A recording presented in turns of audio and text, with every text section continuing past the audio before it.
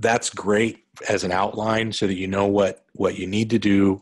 From there, you really need to look at the Epicor application user guide, and I actually pulled that out.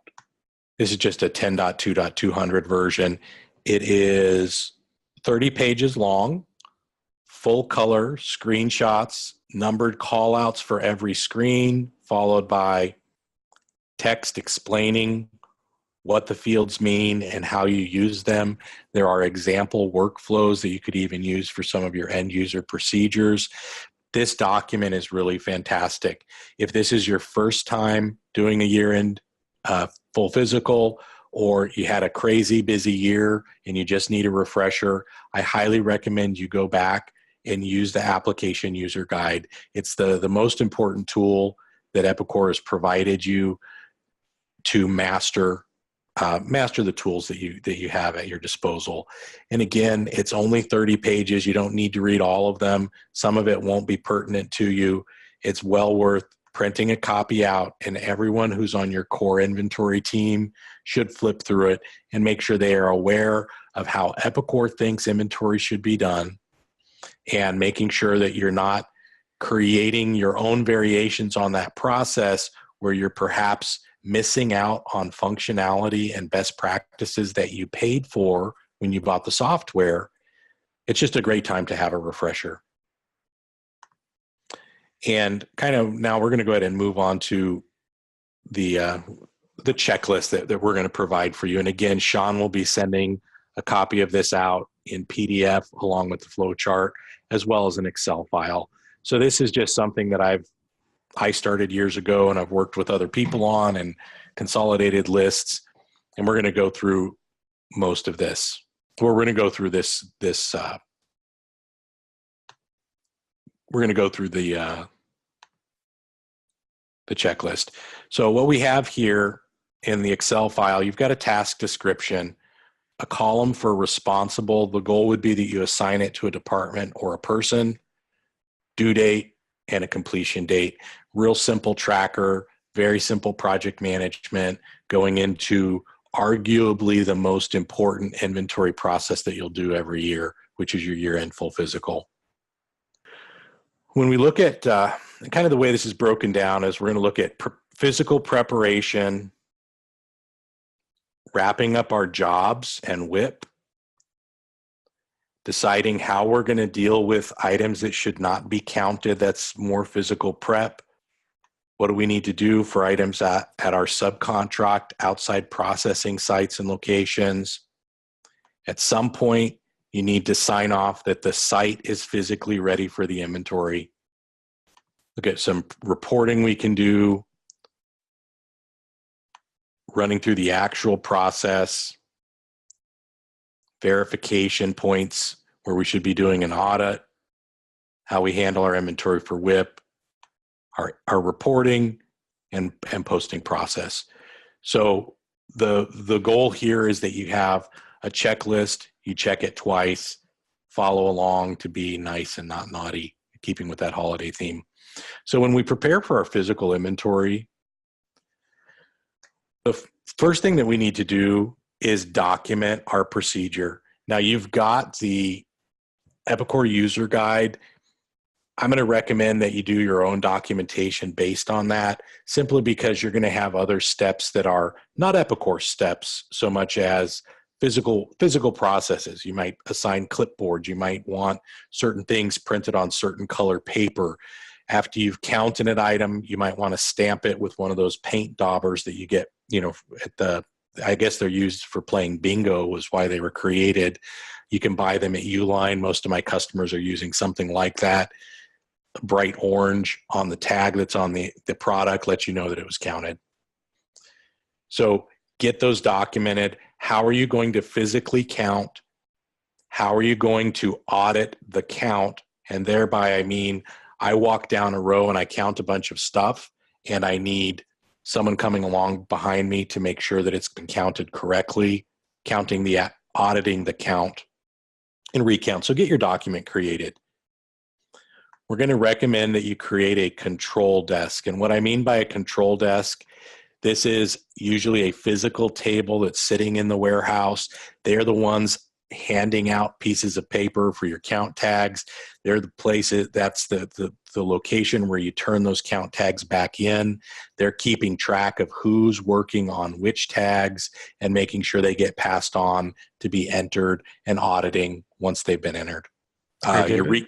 Yes, I'm sir. sorry to interrupt you, but I can see that your battery life is getting kind of low there. Do you Oh, have a thank you. charging cable? Yeah, I do. Yeah, I'd hate for you to get it cut off in the middle of your presentation. Great catch. Thank you. You're going to establish your recount tolerances. You have to decide, it's best to decide ahead of time, what are your tolerances? If you have a $25 variance or a $2,500 variance, what's the cutoff for you? If you make that decision ahead of time, it really streamlines things. You don't have to ask and evaluate different parts. You just know for this part, we're going to accept the tolerance because we audited our count. It's been counted twice. We double checked our data entry. It's within that $500 limit, whatever it would be for your organization. And then finally, for that area, assign personnel. Map out who your teams are going to be, who's going to be on those different teams, and what those teams are responsible for. Who are the physical counters? A lot of the time, this is a mixture of warehouse personnel and office staff. You want to have a blend of people. Those of us who spend most of the year in the office are not familiar sometimes with the warehouse. And you really want someone who's familiar with the physical product and how to identify it, as well as someone who's helping out with the count. Control desk we've talked about. Count monitors are going to be essentially super leads that are walking around seeing how each team is doing, keeping track of progress. And finally, who's doing your data entry and your data audit. Once you've mapped that out, you need to plan for training. Each of those positions has a responsibility. They need either a refresher or in some cases a full training if it's their first time working a physical inventory at your location. You want to make sure you've got all of your physical materials all your physical materials gathered together. Clipboards, pens, tables, those paint daubers, labels, anything and everything you need for the inventory. And we're really recommending you bring those in at least a week in advance so that they're there, available. If there was some weird run on Uline, you might find yourself having to wait extra days if you needed particular supplies and materials. It's just the best practice to have them there early. Kind of moving on from that physical prep, you need to work with production control and make sure that you're building out manufacturing as many parts as possible through the final operation. We're talking about jobs. Get your jobs physically built and processed. It's so much easier when you don't have to account for WIP. And by WIP, I mean material that has been moved into the production floor out of its storage location. For each one of those items, you need to verify whether the material was issued.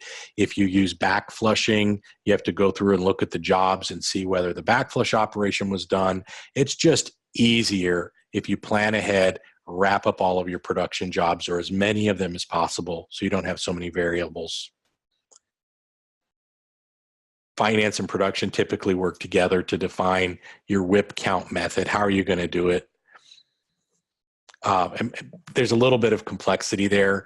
Let's say you have a part and it's got multiple sub-assemblies and more than 10 or 20 materials. Are you going to count each individual spring, clip, nut, and bolt that's sitting there? Do you look at the job production quantity, multiply that times the quantity per parent for each material? How are you going to figure out what that WIP should have been? Decision point. You have to decide ahead of time whether you're going to physically scrap items or count them if the product is defective. So I've been on inventories before where you go to pull a pallet down and you realize the product is damaged, or I used to work in the safety industry. There was some product that was only good for 7 years after the manufacturing date. Every once in a while, we'd find a pallet that was past that, or let's say it was 4 years past the manufacturing date. No customer wants to buy something that has a 3-year shelf life. And so when you find those types of situations, decide ahead of time, are you going to count it in the inventory as valid product, or are you going to tag it as scrap and report zero quantity? You just want the policy in place so people know what to do, and you don't have 10 people running back and forth asking questions all day. Anything that should not be counted needs to be tagged. Usually we recommend red 8.5 by 11 paper. I was at Walmart a couple weeks ago, and they were doing one of their inventories, and you walked down the aisle and you saw they use white paper, but a bunch of stuff tagged as do not inventory. Usually those are the display models for them. And then think about how you're going to physically mark off your areas. Let's say that you've got multiple upright racks and you go down row or aisle 1, you get to aisle 2, you get to aisle 3.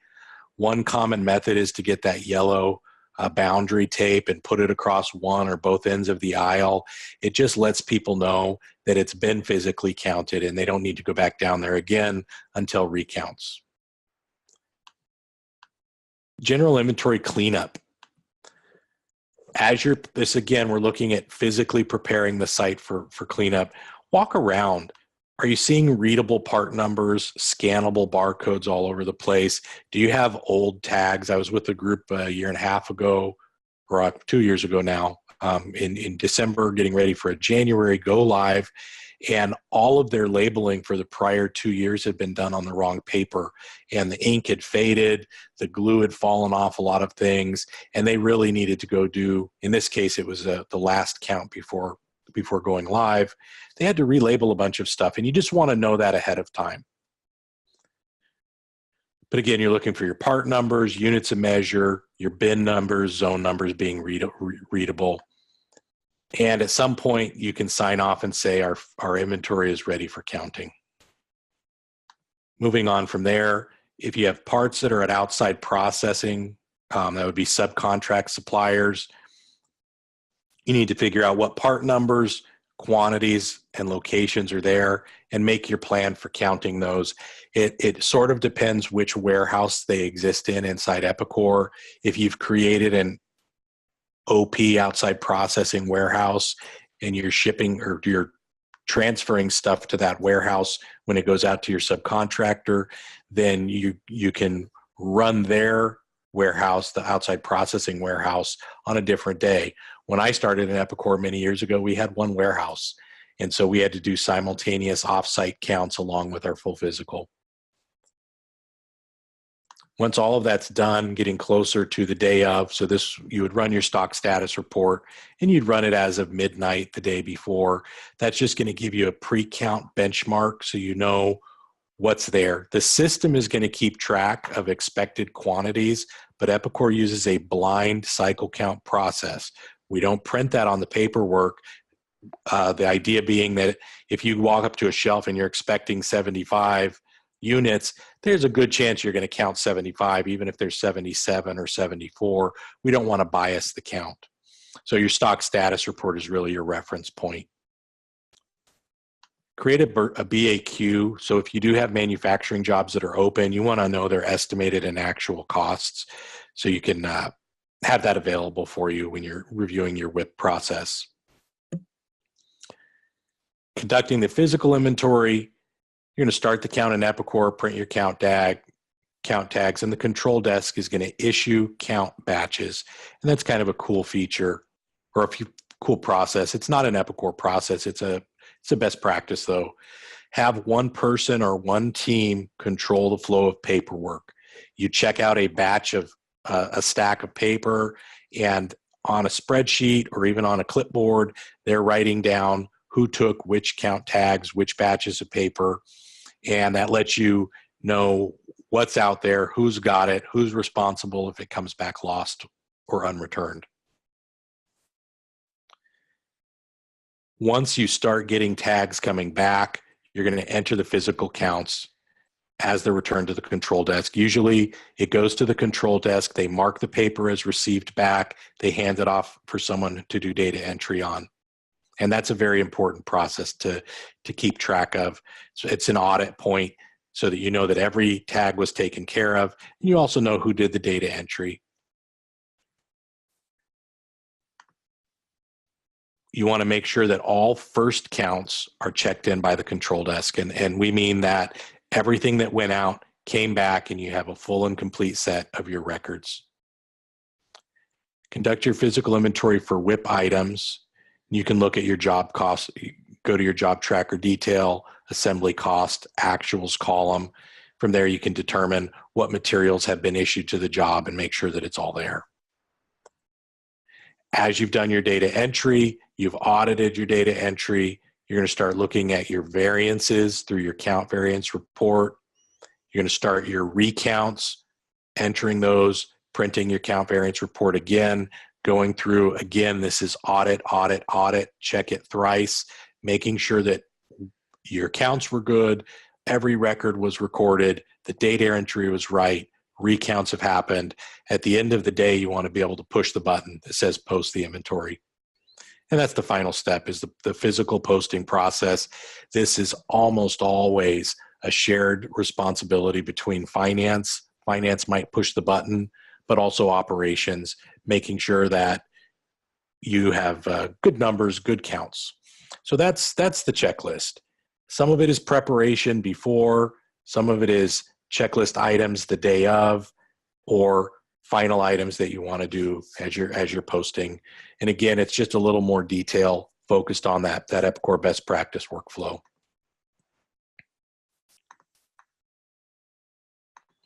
So beyond that, there's other considerations. These usually happen. I mean, I had to do it on December 26th for years in a row, and I hated it. People don't enjoy being in the warehouse for physical inventory. You've brought people that are normally office folks into a cold environment that's sometimes a little bit scary and weird. You've brought production people who are happy to work hard when they're doing their job, and they don't want to stand around counting widgets all day. So try to make things fun.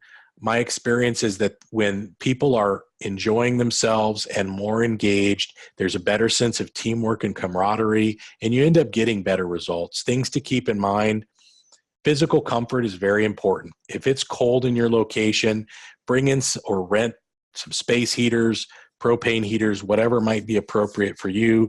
Give people a place they can go and warm up for a couple of minutes, especially for the folks who don't spend a lot of time in the warehouse. It's quite a shock when you realize that your coworkers, in shipping and production, are freezing their keisters off on a daily basis. Bring Bluetooth speakers in for music. Just allow people to have fun. And again, with small teams of people, they're going to enjoy the process better, and it just leads to better results. Consider having coffee and snacks every couple of hours, just as a little refresher. Whether you buy those from Starbucks, make them yourself, something, tasty and nutritious to just perk people up a little bit, and also as a way of thanking them for coming in to do a normally thankless task. And look at how you might be able to have contests is a good idea. So we don't want to just reward people for being fastest. We don't want to just reward people for being the most accurate if they take all day to count one rack. So somewhere there's a blend, and you can come up with a metric that makes sense for your people. And it could be something as simple as a $5 Starbucks gift card, just something to add a little bit of competition, make it a little bit more of a game based on measurable results, which would be accuracy and how quickly they can get through things. BYOB. This is not related to having more fun. Bring your own batteries is what I mean by that. Some other things you want to be prepared for: calculators. If you're using a paper-based process, you don't want people doing math in their heads, and that is what will happen if everyone doesn't have a calculator. They make little cheapy ones at the dollar store, which are fine.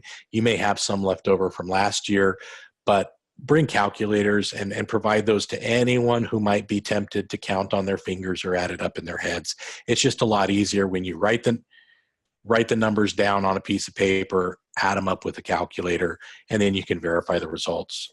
Charge everything. If you're using Intermec and Motorola handhelds, you want a full 8-hour charging cycle before you start, along with your backup batteries being fully charged. Portable scales that you might use for counting can have batteries in them. Anything and everything that is rechargeable or battery dependent, you want to make sure it's good to go. The last thing you want is someone in the middle of counting by weight, a whole bunch of tiny, expensive parts, and having to stop what they're doing and go, drive around town looking for batteries. BYOB, bring your other batteries. Just if for things that are battery powered, have some extras. And then make sure you've got your supplies 1 or 2 weeks in advance. You just don't want there to be something silly like an Amazon delivery problem that shoots you in the foot on the day of inventory. Finally, safety. Safety is a really big consideration, especially if you have office workers coming in and they're not prepared or used to being in your environment. People freeze up when they see forklifts. They're big and intimidating tools. Make sure people are adequately prepped and you have clearly defined walking zones, and you've done all of those things that you would do for a warehouse worker on his or her first day. You want to make sure that the office team gets adequate safety training as well. I recommend reflective vests. These are just great. I wear them myself when I go on site for inventories. If I'm not part of your normal warehouse team, I might be goofy, step in the wrong place, and we just want to give the forklift drivers as much visual warning as you can. You can buy these in green, yellow, orange, and it also allows you to kind of segregate different teams so they can identify each other. People that are in the warehouse that aren't normally part of the warehouse need safety boots. If they don't have those, they make those, temporary rubber slip-ons that go over the normal toe of your shoe. They're not the most glamorous thing in the world, but I have seen a lot of people drop stuff. And if you're picking up, even if it's just 1 or 2 pound steel items, moving them around and counting them, it's possible for people to slip and drop something. And we just want to give that extra level of protection to the people who don't normally think through or think about how to work safely in a warehouse environment. Gloves are a great idea, especially if you've got metal, anything oily, sharp, or abrasive. If people are going to be touching and counting it, make sure they have gloves. It's also a little bit of comfort. And just make sure you've got a first aid plan. Again, the people who work in the warehouse know what to do if someone is injured. People who don't normally work in the warehouse haven't had years of exposure to safety training. And so just make sure you've got a first aid plan, everything to cover something from minor bumps and cuts to major inventory or injury, falls off ladders, etc. Just have a plan in place. And with that, folks, that's kind of what I had for the session. We want to work from an action list, make sure we're following the best practices that we can, and audit all of our work. And that should let you post that physical inventory with confidence. Awesome, David. Thank you for the informative and thorough presentation. I'd like to open it up to questions from any of the attendees. If you have any off the top of your heads right now, feel free to ask. Otherwise, you can reach out to me directly. Here's my contact information, and I can go ahead and forward any of those questions and comments to David, and we can even set up some consulting time for you if that is what you would like to do. All right, we have one question. I have purchased pre-printed tags already. Do I have to use the Epicor tags?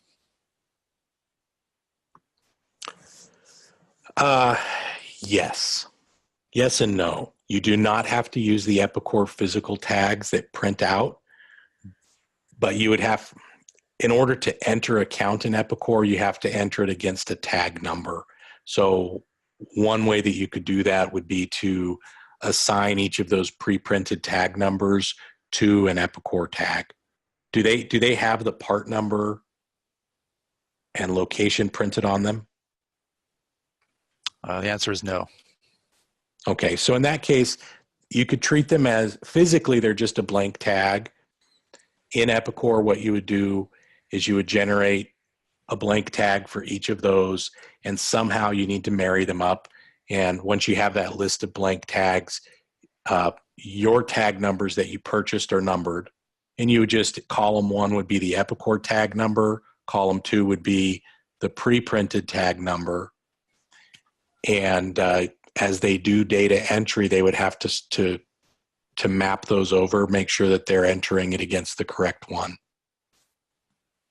Excellent, thank you. I have another follow-up. Is there a report, like a stock status report, that will give me the item and all of the lots that exist for that item? Gosh, I'm drawing a blank on whether stock status shows lots or just rolled up quantities. Well, that's okay. We can revisit that and get the question answered in the follow-up email. Yeah, one thing would, if you're doing it, needing to know that as part of your cycle counting process, Epicor will create a separate tag for each part lot. And so once you've generated your tags, you could go to count entry and there's a list view and you could copy that over to Excel if that lets you know what you need. Great. Are there any other questions from the attendees? Okay. The response to that question is actually, this attendee will be attending the training tomorrow for the actual physical inventory. Okay, so I would pull the stock status report and see if it gives you the breakdown. Even if it does have that information on there, that report doesn't really lend it to, is there, Sean, I want to make sure, is Travis talking about a scheduled training with maybe one of the other consultants? I'm not sure. Travis, would you clarify whether that's with a consultant or with your organization? Travis had a follow-up question. Will you go over the process to set up the inventory and run the tags tomorrow? Okay, so oh, yeah, he's meeting with Rick. Okay. Yeah, Rick is fantastic. He'll go through that full process with you. Excellent. Well, if there's nothing else, I'd like to go ahead and conclude the webinar. I want to thank everyone for attending. Again, if you have any other questions or would like to set up additional meeting time with one of our consultants, you can reach out to me directly and I can get that set up for you. I would also like to remind you that we do have a few year-end promotional offerings where if your organization is interested, you can get a reduced rate on a BPR or bulk consulting hours, as well as managed services discounts. I can send you more information on that in the follow-up email as well. At any rate, I'd like to thank everyone for taking time out of their afternoon.